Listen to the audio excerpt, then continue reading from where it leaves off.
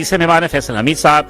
ये आप इनको हमेशा मेरे प्रोग्राम में अमूमन देखते होंगे और ये एनजीओज भी चलाते हैं और एक अच्छा तजिया भी देते हैं। तो फैसल हम कराची वेलफेयर एसोसिएशन की ये रूह रवां है, यानी प्रेसिडेंट हैं। और फैसल हमीद साहब से भी इस वक्त जो मुआशी सूरत-ए-हाल है, इसमें एक आम आदमी का गुजारा कैसे हो रहा है, वो फैसल हमीद साहब से हम सुनेंगे। आप तीनों हजरात का बहुत शुक्रिया किया। तशरीफ आलम साहब ने जो गुफ्तगू की, उसी के साथ हम फिर आगे बढ़ते हैं। फैसल हमीद साहब का एक क्वेश्चन मैंने छोड़ा था कि आपका जो नफ्स पे हाथ रहता है अवाम के, लोगों की आप मदद भी करते हैं, एनजीओज भी चलाते हैं, आपको ज़्यादा हकीकत पता है कि अवाम इस वक्त सूरत-ए-हाल क्या है।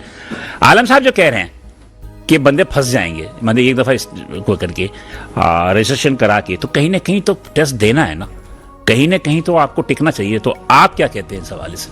बिस्मिल्लाहिर्रहमानिर्रहीम, अस्सलाम वालेकुम। मैं पहले बात यह है कि हकीकत की बात करूंगा ना जी, दर हकीकत तो मायूसी की तरफ लोग चले जाते हैं, और जब पूरी उम्मीद बात करता हूं तो लोग कहते हैं यार तुम ख्वाब दिखाते हो। 70 साल 77 साल एक तरफ। जी जी, मैं पहले शुरू करता हूं इस चीज के ऊपर कि ये जब ताजिर दोस्त स्कीम बनाई गई तो जिनके लिए बनाई गई उनमें से कहीं किसी को साथ लिया इन्होंने? चैम्बर में एसएमई इतना बड़ा अपने क्या नाम है वो मौजूद है, ये इन्होंने कहीं इनके साथ मीटिंग करी, कोई चीजें करी? इन्होंने पहले अपने तौर पे बना दी, सब चीजें कर दी, लागू कर दी और डेट भी दे दी कि इस डेट तक का होगा, इस डेट तक का करना, ठीक है, चले मान लिया। अब उसके बाद ये जाते हैं, वो जाके बात करते हैं, बहुत सारी चीज उसके ऊपर है। 1200 रुपए सर वो देगा फिक्स टैक्स, जो बेचारा कुछ भी नहीं कमाता हो, कुछ भी नहीं खाता हो, वो खोल के बैठा हुआ दुकान जिसका कोई टर्नआउट ही नहीं है, कम से कम 1200 रुपए आपको देने, ठीक है। अब आप आ जाए उससे ऊपर तो वो फिर सारे अपने स्टेप्स हैं कि जो जितना कमाएगा उतना उतना टैक्स देगा, ये सारी सब चीजें करेगा। फिर बात ये है कि टैक्स तो देते चले आ रहे हैं, ऐसा नहीं है। कराची का तो आपको पता है, सब कहते हैं लालू खेत देता है, आए चुनरीगर अपने ये वाले आरटीओ देता है, सब कुछ देता है। फैसिलिटीज क्या मिलती हैं सर? महंगी बिजली, गैस नहीं, पानी नहीं, बाहर निकलो गोलियां पड़ती हैं, अपने गटर, सारी सब चीजें। बात यह है कि आप एक चीज हमसे हर दफा किसी न किसी नए अपने क्या नाम है रैपिंग के साथ जो है कोई ना कोई आप चूरन मंजन आप दे देते हो, ठीक है? हल क्या है? हल बताएं। हल सर मैं हल बता रहा हूँ, हल की तरफ ही आ रहा हूँ। हल बात यह है कि टैक्स देते चले आए, दे रहे हैं और आगे भी देंगे। अभी जो फिक्स टैक्स आ रहा है, ताजिर दोस्त टैक्स जो आ रहा है, इस टैक्स का निफाज क्या ज्यादती है या ताजिरों को इस पे बिल्कुल भी तैनात करना चाहिए? फैसिलिटीज क्या है आप मुझे बताएं ना, फैसिलिटीज क्या है? तो आप हुकूमत से बात करें ना इस पे, अगर आपको फैसिलिटीज नहीं मिली तो अब देखें, कराची चैम्बर ऑफ कॉमर्स में सारे इंडस्ट्रियलिस्ट बैठे हुए हैं ना, सारे मैन्युफैक्चरर्स की तकरीबन तादाद ज्यादा बैठी हुई है। जब उन्हें सहूलियात नहीं मिल रही हैं, वो बेचारे जो है, इसका मतलब क्या हुआ? फिर तो एहतजाज होगा ना सर, फिर तो नहीं मानेंगे ना। जब मैं आपको यही तो अच्छा चले, आप 1200 चैम्बर को ना खातिर में लाते हो, सहूलियत क्या चाहिए? खातिर में नहीं सहूलियत क्या चाहिए सर? सहूलियत ऊपर से लेके नीचे तक पूरा इंफ्रास्ट्रक्चर, पूरा लॉ एंड ऑर्डर, सारी पूरी आपके जो है वो माशी हालात। आप हर वक्त सियासी बुरान में लगे रहते हो। चले एक मिनट, आप ये बताइए कि बांग्लादेश है, इंडिया है, श्रीलंका है, वो भी देते हैं। वो सुन ले मेरी बात ना, सुन ले आपको स्मरात की बात, कि ये तीनों ममालिक भी जो है पाकिस्तान से इनके हालात तकरीबन 19-20 के हैं, 19-20 ही हैं तकरीबन। लोगों के तर्ज जिंदगी भी यही 19-20 है। वो भी टैक्स देते हैं, वो भी टैक्स देते हैं। क्या उनके यहाँ मुकम्मल सुकून है? उनके यहाँ वारदातें नहीं होती? उनके यहाँ चोरियां नहीं होती? क्या उनके ताजिर जो है वो एयरपोर्ट पे जाता है तो क्या वीवीआईपी सहूलियात मिलती है? सब चीजें होती हैं, लेकिन कोई और तरीका होता है। देखिए मैं पड़ोसी मुल्क का तो ठेले वाला भी टैक्स दे रहा है यार। सर श्रीलंका जो थी वो बैंकक्रप्ट हुआ अपने, और उसके बाद अवाम निकली बाहर, सब चीजें हुई। लेकिन बात है, आप इंडिया की बात कर लेना, आप इंडिया की बात कर लेना, बांग्लादेश की बात कर लेना। क्या वहां पर क्या ताजिरों को टैक्स नहीं देते? क्या उन्हें सहूलियत इतनी मिली हुई है कि वो एक ही जगह, मतलब कि अगर ये चीजें अगर होती ना, हाँ? तो आज अपने अदालत के हुक्म के ऊपर जो इन्होंने कितने हजार खानदान को बेरोजगार कर दिया, पहले पथारों पे लेकर आ गए इनको। आप अगर तरीके से अगर दे रहे होते ना, कोई आपकी सस्टेनेबल पॉलिसी होती, मैं चीखता रहता हूं। आज आप बताएं कि अपने क्या नाम है गंदुम का रेट आपने क्या सेट किया? 2600 रुपए आपको जो है वो अपने क्या नाम है इंटरनेशनल रेट है, 3300 जो है वो आप उसका अपने क्या नाम है वो कर रहे हो। आज क्या हुआ? 150 रुपए वही मिल रही है।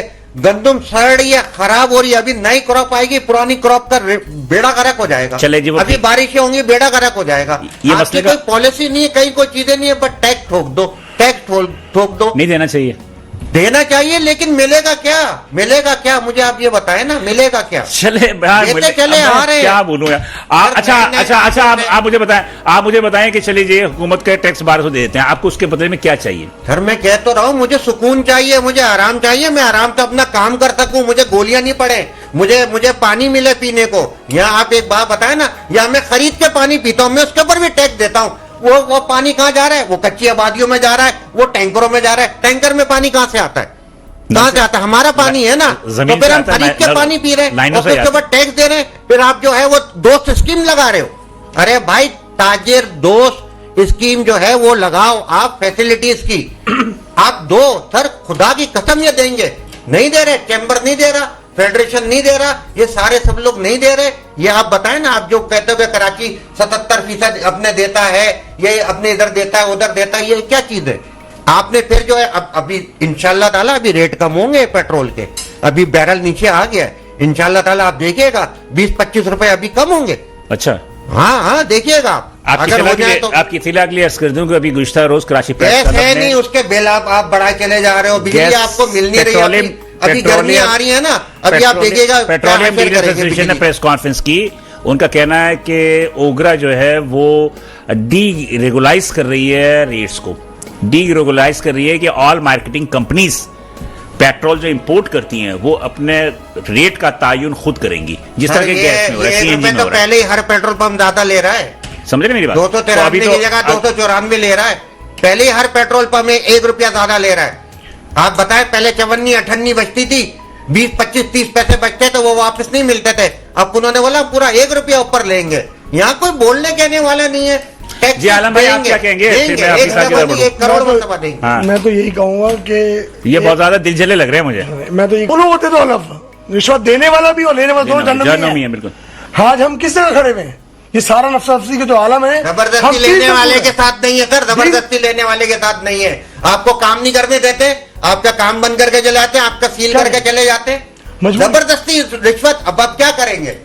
20 बच्चों को मार दें और जो साथ में जो अपने अलाइड हैं, जी जी आलम भाई बताएं जरा, आलम भाई को भी उनके भी ख्याल सुनने, बेरोजगारी होगी, जी आलम भाई, क्राइम होंगे।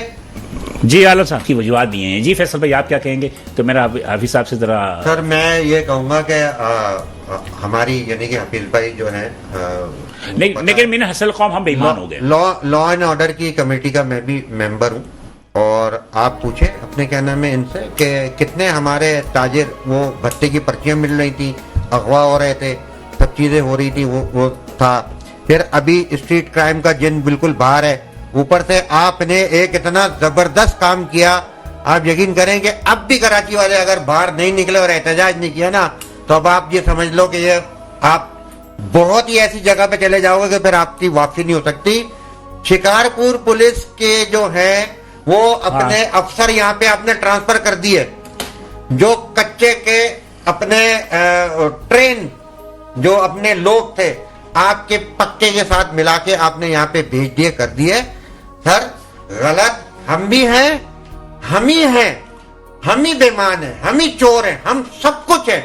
खुदा के वास्ते गोलियां मत मारो यार। आप देखो सर, बाहर निकलते हैं, ईदी के लिए बेचारा वो गया था, वो मेरे एक दोस्त की कंपनी में काम करता है, इंतहा ज्यादा शरीफ तरीन शख्स। सर आप मार देते हो यार। और फिर आप पूछे अपने हाफिज भाई से, ये जितने क्रिमिनल पकड़े जाते हैं कि जो 2 महीने के बाद, 3 महीने के बाद, बहुत मैंने बता दिया, ये तो हफ्ते के बाद छूट जाते हैं। वो है कौन? वो क्या बेरोजगारी में अपने क्या नाम है वो कर रहे हैं, अपने क्राइम कर रहे हैं, या वो कोई अपने मुश्किल और परेशानी में था वो क्राइम के लिए निकला है। सर वो 5% होंगे, 2% होंगे, 3% होंगे, यहाँ 95% सर वो प्रोफेशनल है। वो आते कहाँ से? उनके पास जो असला है, आप उस असले का पता करें, वो असला कहाँ का असला है सर, बोल नहीं सकता मैं। ये सब कहाँ से आ रहे हैं? ये कराची में कई पैराशूट से गिर रहे हैं, किन जगहों से आ रहे हैं सर? ये सारी पूरी जगहें आपको मालूम है, हमारे सारे रास्ते मालूम है। मैं सबके नाम लूं, कहाँ पे क्या क्या चीजें हो रही चल रही है, वहां पे आप कहीं कुछ नहीं कर सकते। लड़का जो है वो अपने क्या नाम है बोल रहा है, भाई मैं लुट रहा हूँ, खुदा के वास्ते मुझे बचा लो, वो भाग गया। कौन? फिर पुलिस वाले भाग गए, आगे देखा मोबाइल खड़ी हुई थी। सर बहुत सारी ऐसी चीजें देखें, ज्यादती हो रही है, इस हद पे पहुंचा दिया, इन सारी सब चीजों पे आप पहुंचा रहे हैं। आपको मैं बात बताऊं, रमजान में इतना बुरा हाल हशर था सर, आप यकीन करें हम अपना ऑपरेशन अच्छी तरीके से कर ही नहीं सके। इतनी रिक्वेस्ट थी, हम तो घर जाके पहुंचा रहे नहीं। माशाल्लाह हाफिज साहब ने भी काफी, तो हर साल ही ये भी करते हैं, इनको भी पूछूंगा मैं इनसे भी कितना। बिल्कुल आप पूछे सर, आप नहीं कर सकते, ये हमारा काम नहीं है, ये हुकूमत का काम है। मैं यही कहना चाह रहा हूं, अभी थोड़ी देर पहले मैंने यही बात कही थी कि ताजिर क्या करेगा। ताजिर डाकू से भी नबरते आजमा होगा, ताजिर कस्टम से भी नबरते आजमा होगा, बिहार से भी होगा, पुलिस से भी होगा, और क्या कहते हैं हुकूमती उहदेदारों से भी होगा। तो मतलब ये बात दुरुस्त है, मैं तो खुद इस बात में कह रहा हूँ कि ये गलत था, फिगर गलत थी, सोशल मीडिया बहुत ज्यादा बता देता है, फलाना यूं फलाना ये। फिर न्यूयॉर्क की मिसालें, शिकागो की मिसालें। अबे भाई न्यूयॉर्क शिकागो से कहाँ मिला रहे हो आप हमें यार। जी हाफिज भाई जी, आप क्या कहेंगे? ये हफीज बहनी से बोला अल्लाह नाराज है, इसकी वजह मैं आपको बताता हूँ क्यों नाराज है। वो सूदी निजाम, जब अल्लाह से जंग करोगे, अल्लाह के रसूल से जंग करोगे तो अल्लाह नाराजी होगा, कभी भी आपको कहीं कोई चीजें नहीं होगी। दूसरी चीज मैं ये कह रहा हूँ कि जो हमारा हम कराची का अपने मिशन रोजगार है, गवर्नर साहब ने अभी रोजगार अपने क्या नाम है स्कीम स्टार्ट करी है। आज उनकी प्रेस जी, मेरी उनसे गुजारिश है कि हम कराची के मिशन रोजगार को अपना हिस्सा बनाए, बाइज्जत तरीके से रोजगार, बावकार जिंदगी, ये पथारे नहीं लगेंगे, ये तजावीज़ात नहीं लगेंगे, तरीके से जो है रोजगार मिलेगा सबको। Thank you. लेकिन बहरहाल जो एंड में मैं सब ये कह के जाना चाह रहा हूँ कि अल्लाह ताला हमसे नाराज है, तो भाई बात ये है कि अल्लाह क्यों नहीं नाराज होगा।